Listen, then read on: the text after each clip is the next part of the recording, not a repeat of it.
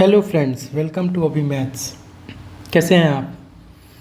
आज हम नया चैप्टर स्टार्ट करने जा रहे हैं, चैप्टर नंबर 11, जिसका नाम है डायरेक्ट एंड इनवर्स प्रोपोर्शन, जिसके हम सारे कॉन्सेप्ट और एग्जांपल्स देखेंगे। बहुत ही इंटरेस्टिंग चैप्टर है और इसमें हम सबसे पहले कुछ सिनेरियोज़ देखते हैं। सबसे पहला सिनेरियो क्या है कि अगर हम 5 टॉफ़ीज़ ख़रीदते हैं तो उसका प्राइस जो होगा वो 5 रुपीज़, ठीक है। और अगर 10 तो उसका 15 रुपीज़, अगर 20 तो 20 रुपीज़, क्योंकि एक टॉफ़ी 1 रुपये की है। तो इसका मतलब कि जैसे जैसे टॉफ़ी की क्वांटिटी बढ़ती जा रही है वैसे वैसे प्राइस भी हमारा बढ़ता जा रहा है, ठीक है। सेकंड पार्ट है, सेकंड एक और सिनेरियो देखते हैं कि अगर मान लीजिए आपने 1000 रुपीज़ बैंक में रखा 1 ईयर के लिए और 10% रेट ऑफ इंटरेस्ट है, तो 100 रुपीज़ आपको rate of interest at the end of the year मिलेगा, ठीक है। अभी टाइम और इंटरेस्ट सेम रखें, 1000 की जगह अगर आप 10,000 रुपीज़ रखोगे, ठीक है, तो इंटरेस्ट कितना मिलेगा? 1000 रुपीज़, क्योंकि 10% तो इतना ही होता है। 1 लाख रुपीज़ रखोगे तो ये मिलेगा आपको 10,000 रुपीज़। तो इट मीन्स कि जैसे जैसे प्रिंसिपल अमाउंट आप बढ़ाओगे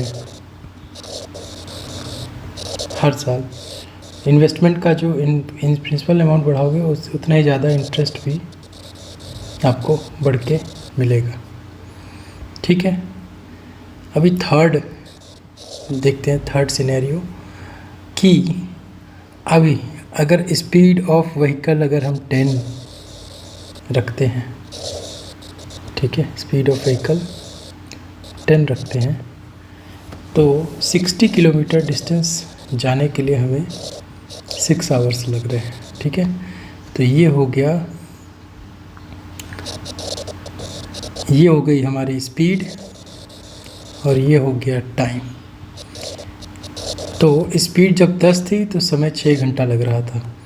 अगर हम स्पीड को 20 कर दें तो टाइम 3 आवर्स हो गया। तो स्पीड को डबल करते ही टाइम हाफ हो गया, देख रहे हैं, ये बढ़ा और ये घट गया। फिर स्पीड को हम 30 कर दे तो 30 कर दे तो 2 आवर्स हो जाएगा। मतलब कि स्पीड को जैसे ही हम इंटू 2 कर रहे हैं वैसे ही टाइम जो है वो हाफ हो जा रहा है। फिर स्पीड को जैसे ही हम इंटू 3 कर रहे हैं वैसे ही टाइम जो है वो 1/3 हो गया। अभी हम इसको 6 टाइम्स अगर मल्टीप्लाई कर दे, 60 कर दे, तो टाइम हो जाएगा 1 आवर। तो ये क्या है, इसको हमने इंटू 6 किया, ये हो गया 1/6। तो इस केस में क्या हो रहा है कि जैसे जैसे स्पीड बढ़ रही है वैसे वैसे टाइम जो है वो कम हो रहा है। तो ये सिनेरियो, इन सारे सिनेरियोज़ को हम क्या क्या बोलते हैं, जब बढ़ता है तो क्या बोलते हैं, जब घटता है तो क्या बोलते हैं, ये चैप्टर का ब्रीफ इंट्रोडक्शन था। यही हमें पढ़ना है कि डायरेक्ट प्रोपोर्शन और इनडायरेक्ट प्रोपोर्शन क्या होता है। इस पूरे एग्जाम्पल में हम समझेंगे। अभी हम अपना अगला टॉपिक चालू करते हैं, जिसका नाम है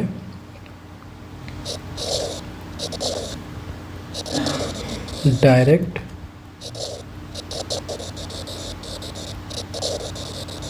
प्रोपोर्शन, ठीक है। डायरेक्ट प्रोपोर्शन क्या बोलता है कि मान लीजिए एक शुगर है और उसका कॉस्ट है। एक टेबल बनाते हैं। तो हमें 1 केजी शुगर का दाम 36 रुपये दिया हुआ है, ठीक है। अभी वो हमसे पूछ रहा है कि 3 केजी, 5 केजी, 6 केजी, 8 केजी और 10 केजी का दाम कितना होगा, ठीक है। तो 1 से 3 पहुंचने के लिए क्या किया हमने, इंटू 3 किया। तो यहाँ पहुँचने के लिए भी हम इंटू 3 करेंगे, क्योंकि हमने देखा था कि जैसे जैसे हम क्वांटिटी बढ़ाते हैं कॉस्ट भी बढ़ता जाता है। एक टॉफ़ी वाला जो एग्जांपल देखा था जिसमें एक टॉफ़ी का दाम 1 रुपये है, 5 टॉफ़ी के लिए 5 रुपये देना पड़ेगा, 10 टॉफ़ी के लिए 10। तो जैसे जैसे क्वांटिटी टॉफ़ी की बढ़ती जा रही है वैसे वैसे उसका कॉस्ट भी बढ़ गया था। तो इंटू 3 करेंगे तो ये आएगा 108। अभी यहाँ पहुँचने के लिए हमें इंटू 5 करना पड़ेगा, यहाँ भी इंटू 5 करना पड़ेगा, तो ये हो जाएगा 180। फिर यहाँ पहुँचने के लिए हमें इंटू 8 करना पड़ेगा, इंटू 6 करना पड़ेगा, है ना। 1 6 1 जा 6, तो नीचे भी हमें इंटू 6 किया, इंटू 6 किया तो कितना हो जाएगा, 6 6 जा 36, 216। अभी फिर आगे इंटू 8 करते हैं, इंटू 8 करेंगे, यहाँ ऊपर 1 से 8 पहुँचने के लिए इंटू 8 किया, तो यहाँ पे भी इंटू 8 करना पड़ेगा। तो अगर 1 केजी शुगर का दाम 36 है तो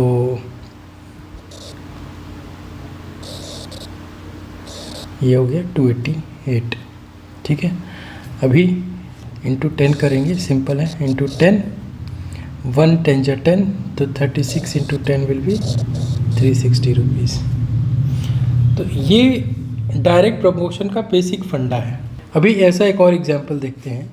फॉर एग्जांपल कि मान लीजिए एक तरफ पेट्रोल है, गाड़ी में पेट्रोल डालते हैं, डिस्टेंस को वही मान लेते हैं, ठीक है। तो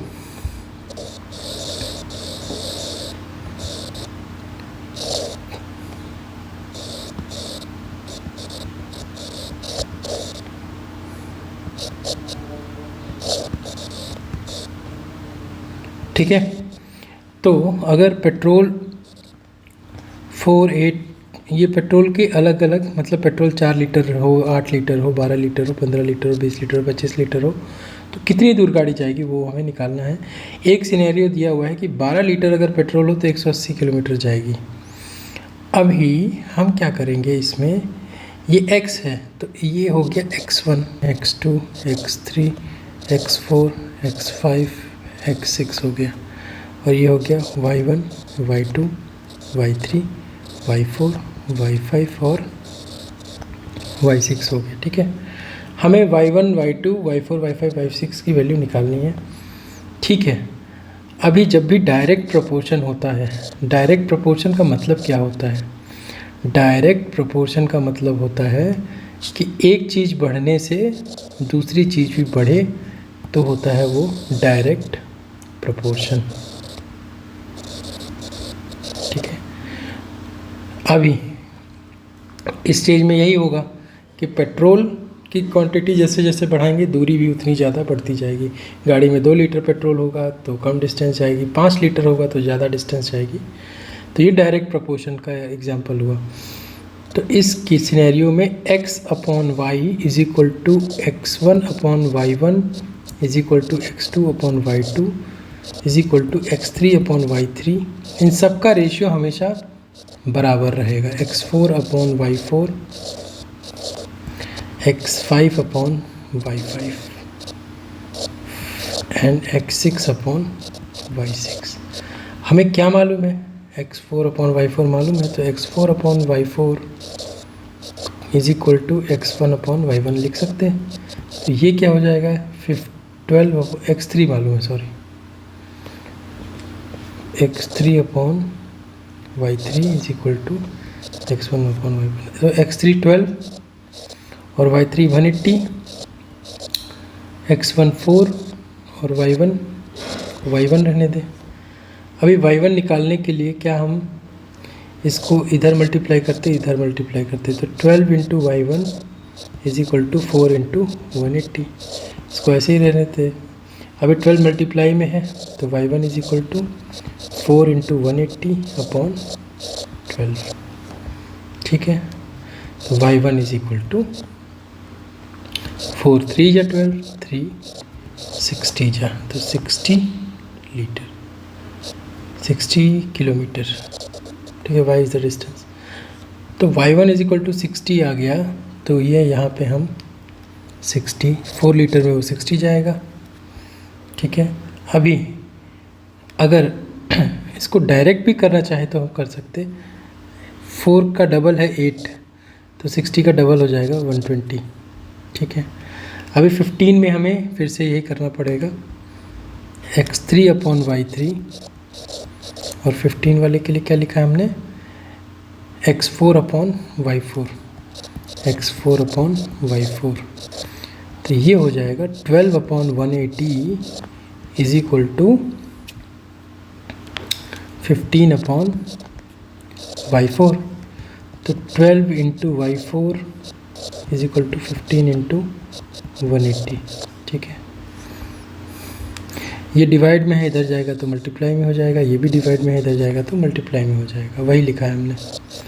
अब y4 is equal to 15 into 180 upon 12, तो ये हो जाएगा 3 4 जा 12, 3 5 जा 15, 4 4 जा 16, 45 5 जा, तो y4 is equal two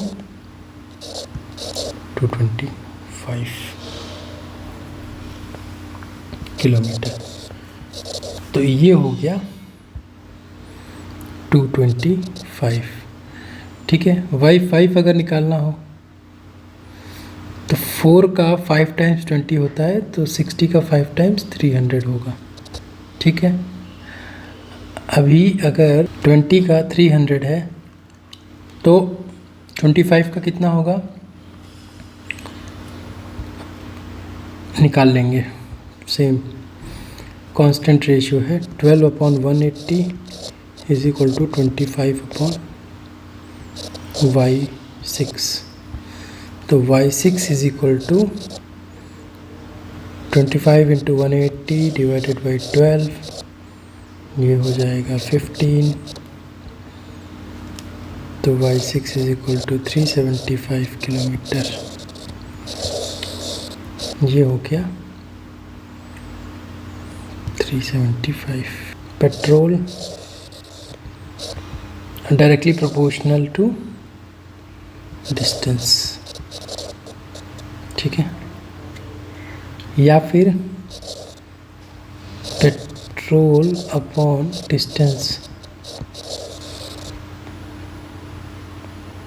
is equal to K, ये कांस्टेंट होगा। या फिर ये कांस्टेंट होगा जो कि सभी रेशियो के लिए बराबर होगा, चाहे P1 upon D1, P2 upon D2, ये कैसा भी हो, जो हम x अपॉन y लिख रहे थे। तो आप देख रहे होंगे सभी में ये जो k की वैल्यू थी हमेशा कांस्टेंट थी, 1 अपॉन, इसको हम काट के लिख सकते हैं 1 अपॉन 15। तो 1 अपॉन 15 इज इक्वल टू जो भी है वो आ जाता। अभी आगे ये और बेटर तरीके से हम समझेंगे कि ये क्या बोलना चाह रहा है। वॉच का एग्जांपल दिया हुआ है कि टाइम कितना होगा और उसका जो मिनट वाला घड़ी है, ठीक है, टाइम मिनट में दिया हुआ है और मिनट वाला है वो कितना डिग्री रोटेशन, डिग्री कितना डिग्री वो घूमेगा। टोटल 360 डिग्री होता है ना, ठीक है। तो अभी अगर T1, T2, T3, T4 और एंगल के लिए angle A1, A2, A3, A4 दिया हुआ है, ठीक है। अभी T1 अगर हमें 15, 30, 45 और 60 यही होता है। तो अगर हमें ये 90 डिग्री दिया हुआ है कि 15 पे 90 डिग्री है, तो भाई जितना ज़्यादा वो रोटेट करेगा, जितना ज़्यादा टाइम बीतेगा उतना ज़्यादा एंगल बनाएगा। घड़ी देखा है ना आपने, देखिए ये एक मान लीजिए, ये अगर आवर वाला टाइम मान लीजिए 3 बज रहा है, तो 3 बज रहा है, तो अभी ये 12 बजे से 0 डिग्री पे है, ठीक है। अभी ये 15 मिनट पे ये इधर आ जाएगी, है ना, तो ये 90 डिग्री बना लेगा। कितने में? 15 मिनट में। 15 मिनट में फिर 30 मिनट में ये 180 डिग्री बना लेगा। तो ये तो हमें मालूम है, लेकिन कैलकुलेशन में हम कैसे करेंगे वो हम दिखाएंगे। लेकिन मैं आपको ब्रीफ कर रहा हूँ कि अगर इधर आएगा तो ये और बढ़ जाएगा, ये इधर घड़ी आ जाएगी, इधर सुई आ जाएगी, तो ये पूरा यहाँ से यहाँ तक एंगल आ जाएगा। ये हमें समझना है। तो हमें इसका मतलब ये हुआ कि डायरेक्टली प्रोपोर्शनल होने की वजह से T1/A1 is equal to T2/A2। कहने का मतलब है time is directly proportional to angle, या फिर T/A इज़ अ कांस्टेंट। ठीक है, वो कांस्टेंट क्या आएगा? 15/90 इज इक्वल टू T2 कितना दिया हुआ है? 30/A2 इज इक्वल टू 30, 60, 9, 30, 45 और 60 A4। ठीक है, पहले इन दोनों को सॉल्व करते हैं।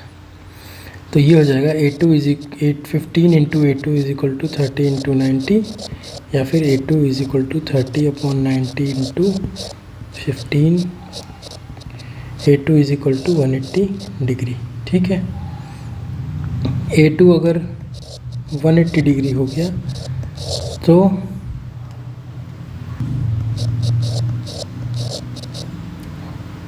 ये आएगा 1/6/45/A3, या फिर A3 is equal to 270 degree. फिर again 15/90 is equal to 60/A4, या फिर 60 is equal to A4 is equal to 360 degree. ठीक है, तो अब हम इसको लिखते हैं। क्या लिखते हैं? ये 90, ये 180, ये 270 और ये 360। अब इस टेबल में हमें एक चीज़ और करनी है। T/A का रेशियो कितना आ रहा है? 15/90। 15/90 को अगर हम सॉल्व करेंगे तो आएगा 1/6। 30/180 को भी सॉल्व करेंगे तो आएगा 1/6। 45/270 को करेंगे तो भी 1/6 आएगा, और 60/360 को करेंगे तो भी 1/6 आएगा। तो इसका मतलब this is the constant K which is always same for all the T/A ratio is always constant for direct proportion. ठीक है, इसी को ध्यान में रख के हमें आगे चलना है। अब अगला टॉपिक है, third topic, inverse proportion. What does this mean? इसका मतलब है कि फॉर एग्जांपल अगर स्पीड कार की टाइम है, ठीक है, अगर हम वॉक करते हैं, देखिए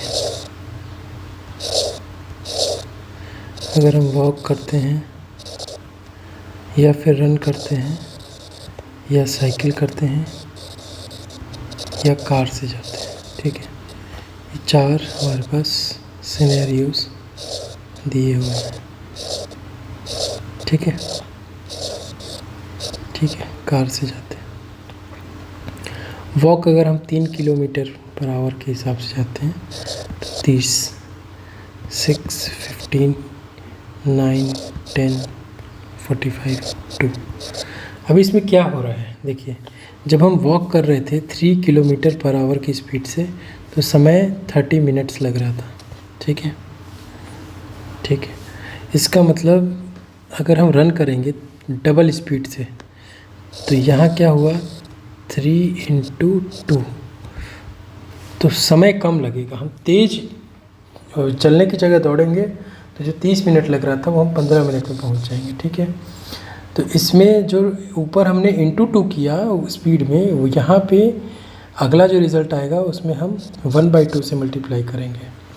फिर यहाँ पे अगर हम वॉक की जगह साइकिलिंग करें, साइकिल पे जाएं पैदल जाने के बजाय, तो हमने क्या किया, स्पीड को 3 गुना कर दिया, 3 3 जा 9। तो टाइम जो लगने वाला था तो 30 मिनट की जगह 10 मिनट, यानी कि 1/3 से हमें मल्टीप्लाई करना पड़ेगा, या फिर 3 से जो गुणा करना था इसमें हमने 3 से भाग दे दिया। ठीक है, और ये हो गया। कार से अगर हम जाएं तो 45 की स्पीड से जाएंगे तो 3 15 जब 45 होता है, तो इसको हम 15 से डिवाइड कर देंगे, यानी 1/15 से मल्टीप्लाई कर देंगे, तो ये आ जाएगा 2 मिनट्स। 2 मिनट में हम पहुंच जाएंगे। ठीक है, तो ये जो है पूरा कंप्लीट जो है वो सिनेरियो है जो दिया हुआ है। इसका मतलब स्पीड के बढ़ने से टाइम क्या हो रहा है, कम लग रहा है पहुंचने में। तो speed is inversely proportional to time, मतलब स्पीड बढ़ेगा तो टाइम घटेगा, टाइम बढ़ेगा तो स्पीड घटेगा, या फिर स्पीड तेज़ चलने से हम जल्दी धीरे कम समय पहुंचेंगे और धीरे चलने से हम ज़्यादा समय पहुंचेंगे। यही है, ये हो गया इन्वर्सली प्रोपोर्शनल। इसमें क्या होता है, speed into time is a constant. तो अभी जैसे ऊपर दिया हुआ था वैसे S1 into T1 is equal to S2 into T2, या फिर इसको हम कैसे लिख सकते हैं, S1 upon S2 is equal to T2 upon T1। ठीक है, तो इसमें रेशियो एक अलग तरीके से आएगा, उल्टा आएगा, या फिर ठीक है, इन्वर्स प्रोपोर्शन में जो रेशियो होता है वो उल्टा आता है। S1 upon S2 is equal to T2 upon T1, या फिर जो x और y वाला डायरेक्ट वे प्रोपोर्शन आ रहा था कि x upon y, x1 upon y1 is equal to x2 upon y2 आ रहा था, नहीं, यहाँ पे x1 into y1 is equal to x2 upon y2, या फिर इसमें आएगा x1 upon x2 is equal to y1 upon y2। ठीक है, क्यों, क्योंकि रिलेशन इन्वर्स है, उल्टी हो जाएंगी चीज़ें जो हम पहले डायरेक्ट में देख रहे थे।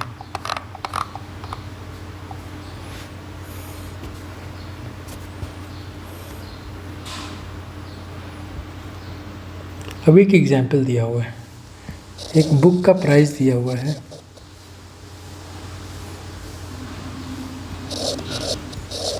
ईच मतलब एक किताब का दाम दिया हुआ है, और number of books that can be purchased.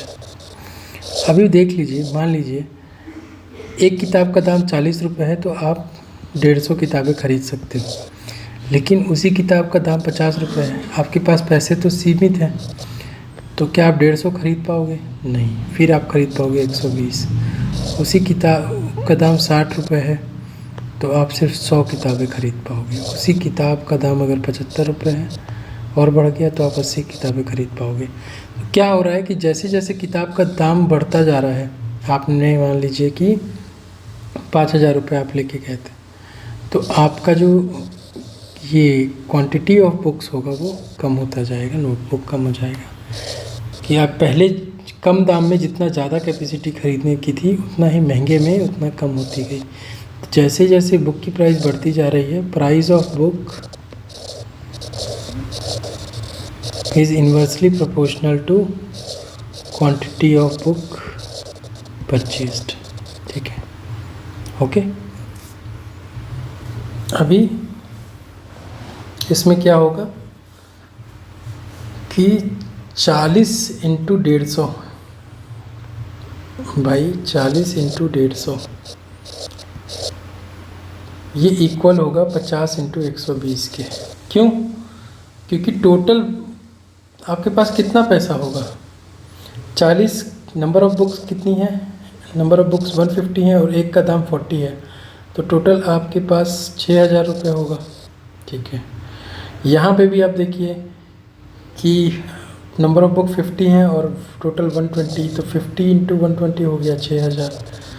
फिर 60 इंटू 100 ये भी 6000।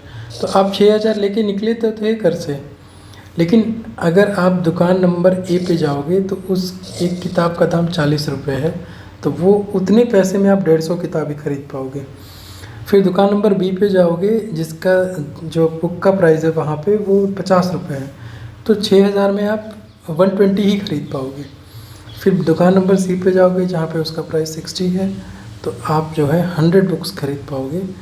और लास्ट 75 रुपीज़ वाली जो दुकान है उसमें जब आप जाओगे तो आप जो है और कम खरीद पाओगे। तो ये जो है 80 बुक्स ही खरीद पाओगे। तो ये पूरा कंप्लीट जो है सिनेरियो है। ठीक है, अभी आगे चलते हैं।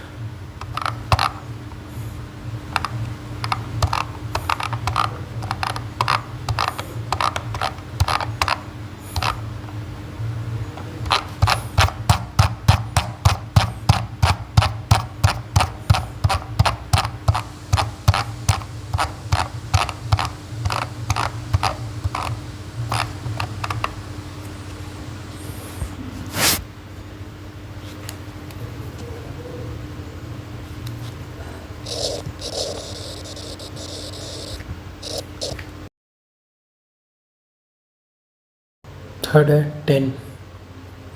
तो ये यहाँ से भी देख सकते हैं, 5 इंटू 2 किया तो 10 आ गया, यहाँ पे 2 करेंगे तो 4 20 आ जाएगा।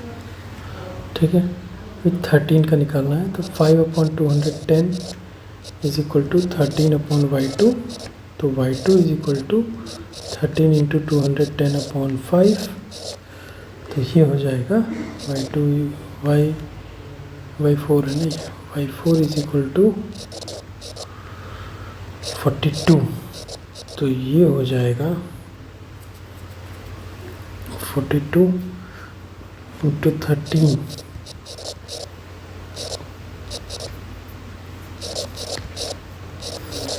546 रुपीज़ हो जाएगा।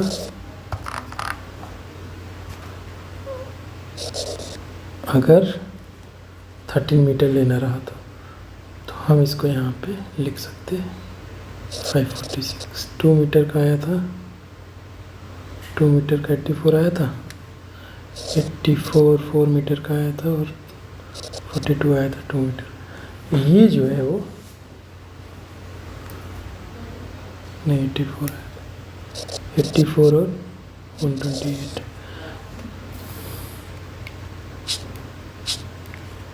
84 128। ठीक है, ये हो गया। आगे चलते हैं। एग्जाम्पल 2 बोलता है मीटर का पोल है तो 10 मीटर का शैडो बना रहा है। अब ये क्वेश्चन पूछ रहा है कि अगर 15 मीटर का शैडो है तो पोल की लेंथ कितनी होगी। तो हम इसको मान लेते हैं x1, तो x2 पूछ रहा है और y1 y2 हमें दिया हुआ है। तो ड्यू टू डायरेक्ट प्रोपोर्शनैलिटी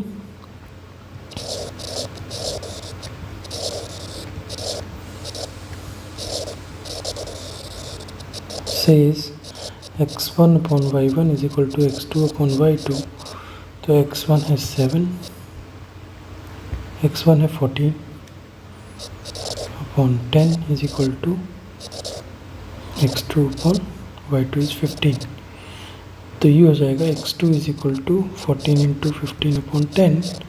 तो ये हो जाएगा 2 3 और ये हो जाएगा 2, ये 7, ये हो जाएगा 21। ये हो गया इसका आंसर। दिया हुआ है if weight of 12 sheet of thick paper is 40 grams. ठीक है, अभी देखिए क्वेश्चन में दिया हुआ है वेट, ठीक है, और नंबर ऑफ शीट्स। तो मान लीजिए कि कोई कागज़ का 12 कागज़ के का वज़न अगर 40 ग्राम है, देखिए अभी इसमें वो 1/2 किलोग्राम का पूछ रहा है। इसको हम क्या लिख सकते हैं, 5/2 kg and 1 kg is equal to 1000 grams. तो 5/2 इंटू 1000 ग्राम्स, या फिर इसको हम लिख सकते हैं 500। तो ये 2500 ग्राम्स में कितना पेपर होगा ये पूछ रहा है। तो ये हम इसको निकाल सकते हैं। इसको हम x1, x2, y1 और y2 लिख सकते हैं, क्योंकि ये दोनों डायरेक्टली प्रोपोर्शनल हैं। जितना ज़्यादा कागज़ होगा उतना ज़्यादा उसका वज़न होगा।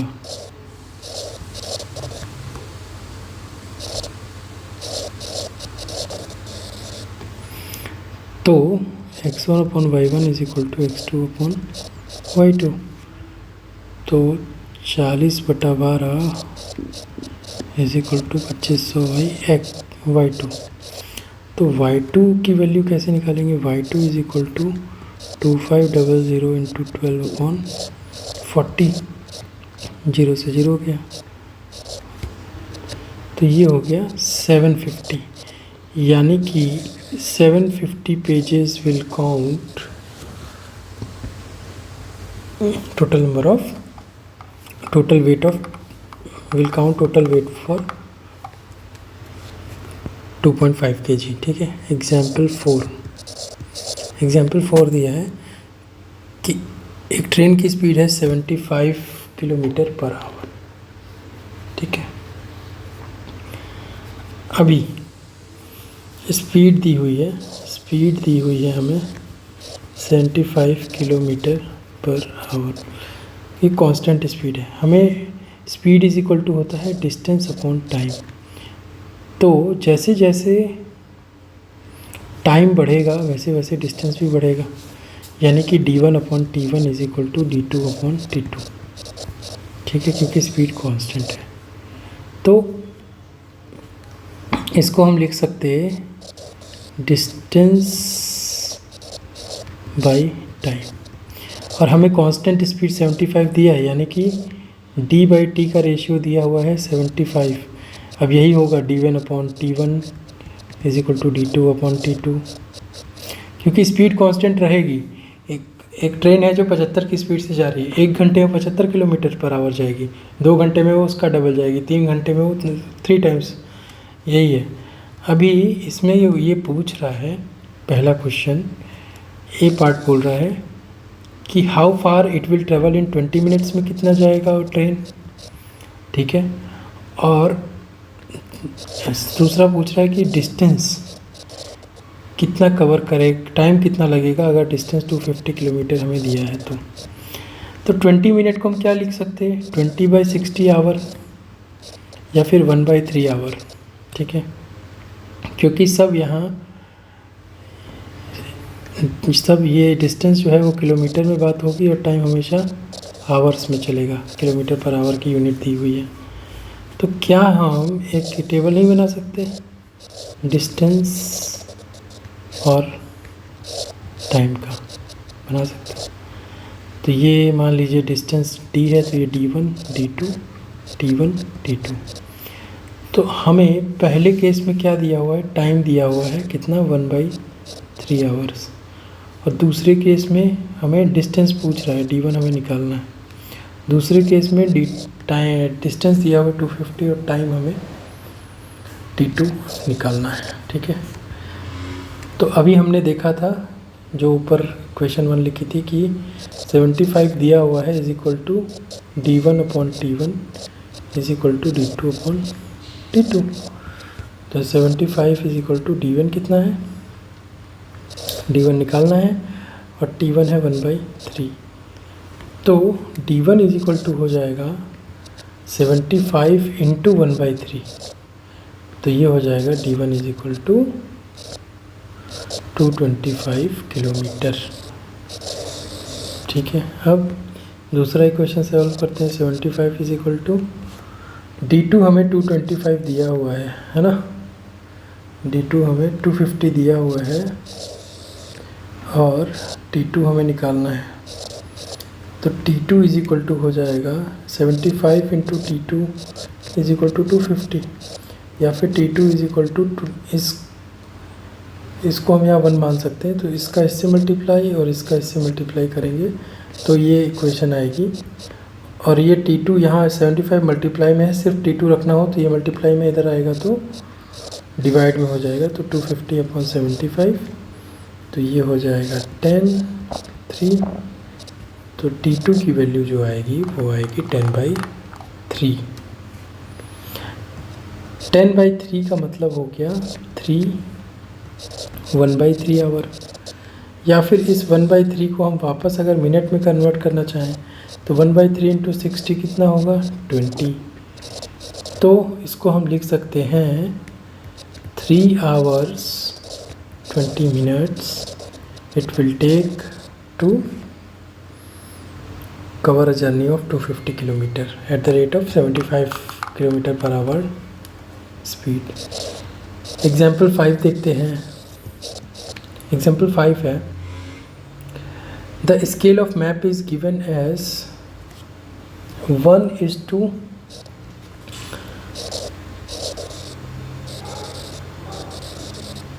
ठीक है,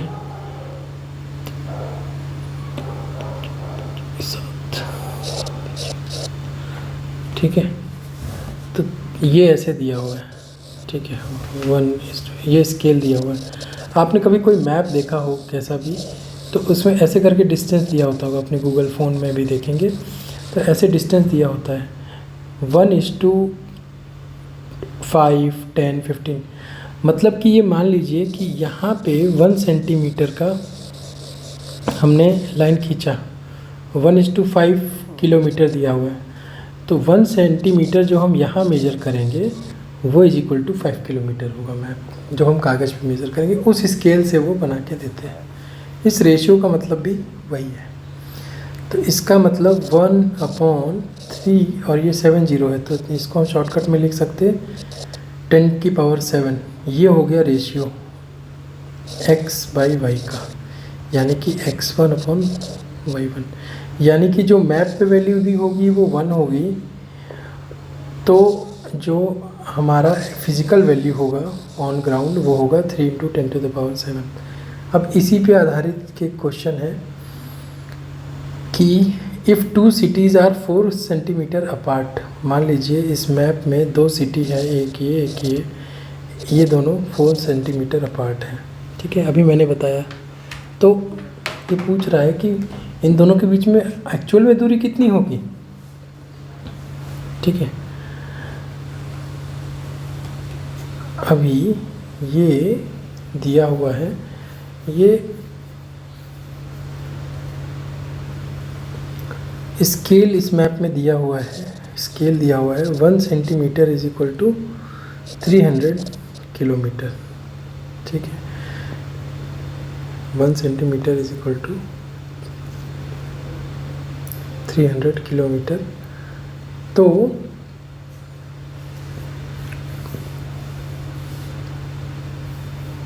ये जो है, ये यूनिट अगर ये भी सेंटीमीटर में है, ये भी सेंटीमीटर में होगी, रेशियो में से सेंटीमीटर में होगा, ठीक है।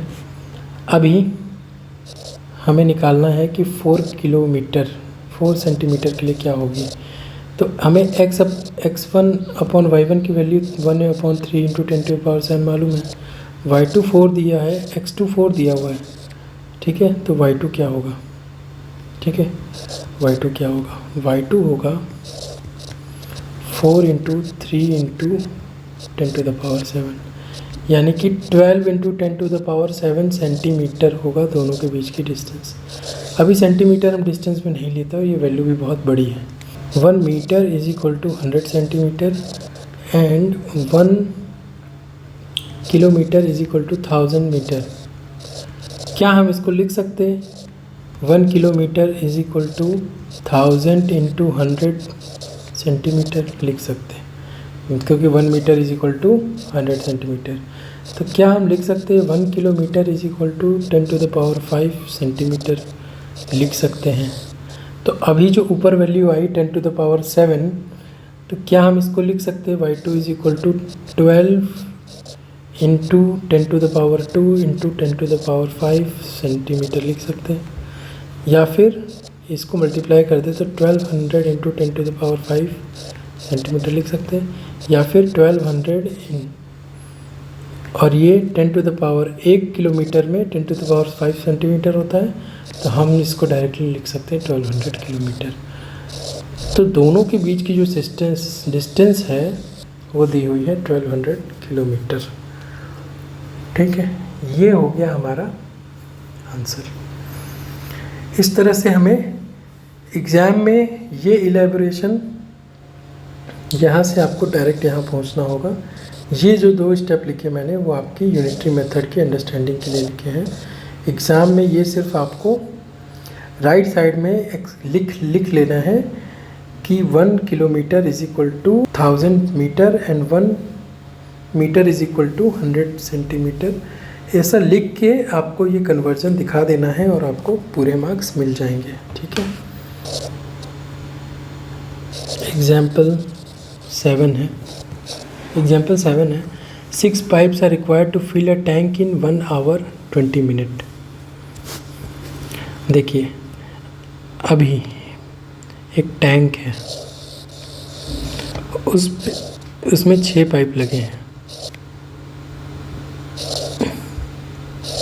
तो इन 6 पाइप्स को भरने में टोटल 1 आवर 20 मिनट लग रहा है। ठीक है, ये पूछ रहा है कि 5 पाइप, एक पाइप हम हटा दें, एक नल का बंद कर दें, एक पाइप बंद करते तो कितना समय लगेगा। तो ये इन्वर्सली प्रोपोर्शनल है।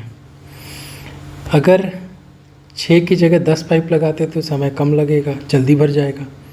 और अगर 6 की जगह 3 पाइप या 2 पाइप या 1 पाइप, तो जैसे जैसे हम पाइप की क्वांटिटी कम करेंगे टाइम ज़्यादा लगेगा टंकी को भरने में। जैसे जैसे नंबर ऑफ़ पाइप्स हम बढ़ा देंगे उतने ही ज़्यादा हमें समय कम लगेगा, और तो नंबर ऑफ़ पाइप घटाने पे समय ज़्यादा लगेगा। ये इन्वर्सली प्रोपोर्शनल है। तो इसीलिए हमें ये समझना होगा कि नंबर ऑफ़ पाइप और टाइम। ठीक है, तो number of pipe is numbers और ये टाइम इज़ इन मिनट्स कर लेते हैं। ठीक है, तो पहला ये उसने बोला था कि 6 पाइप अगर होंगी तो उनको भरने में लगेगा 1 आवर 20 मिनट, यानी कि 80 मिनट्स। ठीक है, 1 घंटा मतलब 60 मिनट प्लस 20 80 मिनट्स। तो ये पूछ रहा है कि 6 की जगह हम पाइप जो है 5 कर दें, तो इसको हम लिख सकते हैं x1 x2 और y1 y2। अभी रिलेशन समझना बहुत ज़रूरी है। तो this is inversely proportional, therefore x1 into y1 is equal to x2 into y2। तो 6 into 80 is equal to 5 into y2। तो y2 इज इक्वल टू 5 यहाँ मल्टीप्लाई पे है, इधर डिवाइड में आ जाएगा। ठीक है, तो 5 16 जा,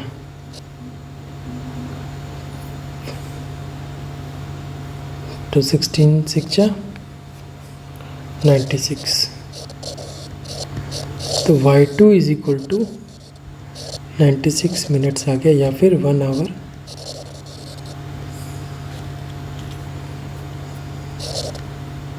36 मिनट्स। पहले 1 आवर 20 मिनट्स लग रहा था, तो एक पाइप का कम करने से 16 मिनट एक्स्ट्रा टाइम लग रहा है। ये हमें समझ में आया। एग्जाम्पल 8। एग्जाम्पल 8 बोलता है कि there are 100 student in hostel, food provided for them is in for 20 days. अभी मान लीजिए कि एक हॉस्टल में 20 बच्चे हैं। ठीक है, तो जब अगर 20 बच्चे हैं तो वो 4 दिन खाना खा सकते हैं, लेकिन अगर कुछ बच्चे और आ गए 25 हो गए तो वो खाना 4 दिन नहीं चलेगा, वो 3 दिन में ही ख़त्म हो जाएगा। तो इस तरह से ये जो रिलेशन है कि बच्चों के बढ़ने से खाने खपत जो है बढ़ जाती है, और बच्चों के बढ़ने से जो खाना चलने वाला था उसका जो समय था वो अवधि जो है वो कम हो जाती है।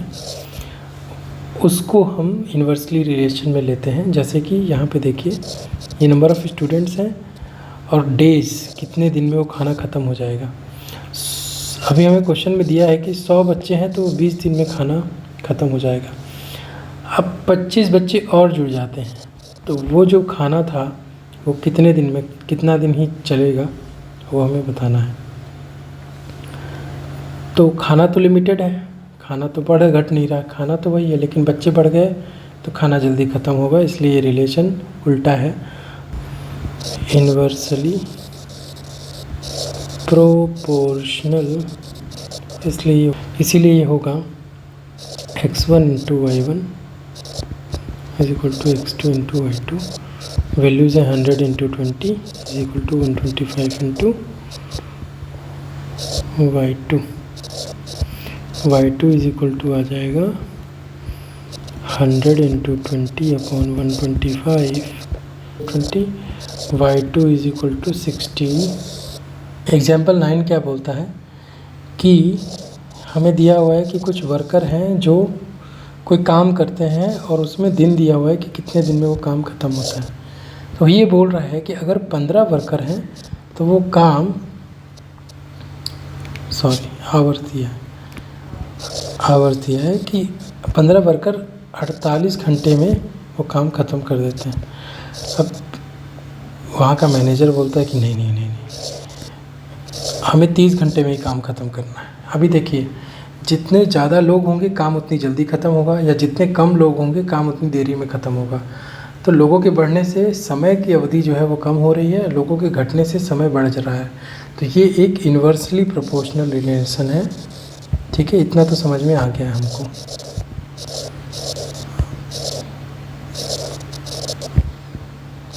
ठीक है, तो इसको हम x1, x2 और y2 ले लेते हैं। तो x1 into y1 is equal to x2 into y2। तो 15 into 48 is equal to x2 into 30। तो x2 इज इक्वल टू आ जाएगा 15 into 48 upon 30 to 24। x2 is equal to 24। तो इसका मतलब कि पहले 15 वर्कर थे तो 48 घंटे में काम हो रहा था, अभी 30 घंटे में ही काम ख़त्म करना है। तो हमें 24 पीपल या 24 workers are needed to complete the task in within 30 hours. ठीक है, तो बहुत ही पेशेंस के साथ आपने ये पूरा कॉन्सेप्ट चैप्टर का समझा, एग्जाम्पल्स भी समझे। अगली कड़ी में हम इसके सारे एक्सरसाइजेस करेंगे। तब तक आप हमारे साथ जुड़े रहिए। अभी मैथ्स का फंडा टाइप करके आप हम तक पहुंच सकते हैं। तब तक अपना ख्याल रखिए। जय हिंद, जय भारत।